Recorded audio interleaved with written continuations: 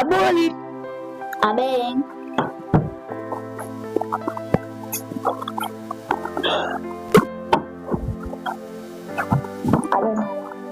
Mungu kaya bambaki kinza.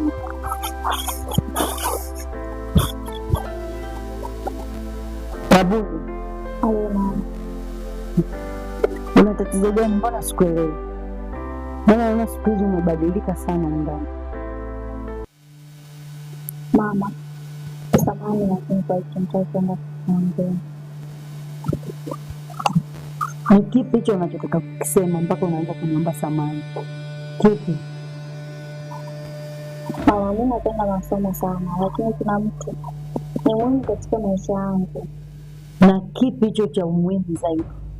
Maana ninavyofahamu mimi, vitu vya umuhimu kwako ni vitu hivi vitatu: ni mimi, mama yako, baba yako na masomo. Kipi kilichoongezeka kikawa cha umuhimu zaidi na kinachokufanya humu ndani ukai ukatulia, kuto kuguona njia, akili imevurugwa muda wote? Nataka ukijua hicho kitu. Mama, nampenda Shuku. Kabuli, umependa? Unajua kupenda wewe? Unajua maana ya kupenda Kabuli? Hivi Kabuli, kupenda unahisi ni jambo rahisi sana eh? Hakuna upendo wa kweli kama mama yako na baba yako, hivyo vingine vyote vinakudanganya. Achana na mambo ya dunia Kabuli, soma mwanangu. Angalia tunavyohangaika humu ndani, tunajinyima kula ili mtoto wetu usome. Leo unajiingiza kwenye mapenzi. Mahusiano yatakusaidia nini wewe?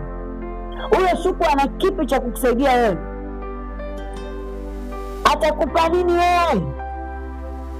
Sasa nisikilize tena, nisikilize kwa makini Kabuli. Yaani kwanza sikutegemea kabisa kama ungeongea jambo kama hili. Eti mama, mimi nimependa, nampenda Shuku. Wewe mtoto wewe, kabla baba yako hajalifahamu hili jambo, naomba uwe umeacha kabisa huo mchezo wako, na nisisikie kabisa huo mchezo unaocheza. Na hapa kwangu utapaona pachungu.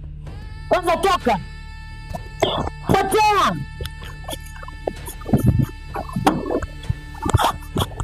Nijua una jambo la muhimu, kumbe ni huu ujinga.